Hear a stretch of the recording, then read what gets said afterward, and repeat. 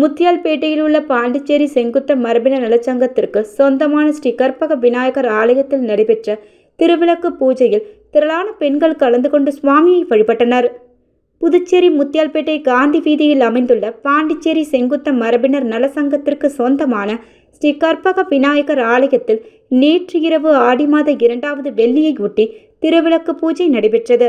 இந்த பூஜையின் மூலம் ஸ்ரீ துர்க்கை, ஸ்ரீ மகாலட்சுமி, ஸ்ரீ சரஸ்வதி எனும் முப்பெரு தேவிகளை நம் உள்ளத்திலும் இல்லத்திலும் வழிபட்டு ஆயுள், ஆரோக்கியம், ஐஸ்வர்யம் பெற வேண்டி இந்த திருவிளக்கு பூஜை நடைபெற்றது. தொடர்ந்து சுவாமிக்கு மகா தீபாரதனை காட்டப்பட்டது. இதில் திரளான பெண்கள் கலந்து கொண்டு சுவாமியை வழிபட்டனர்.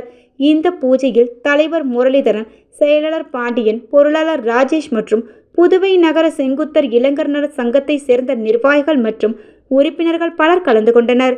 பின்னர் இந்த பூஜையில் கலந்து கொண்ட அனைவருக்கும் பிரசாதம் வழங்கப்பட்டது.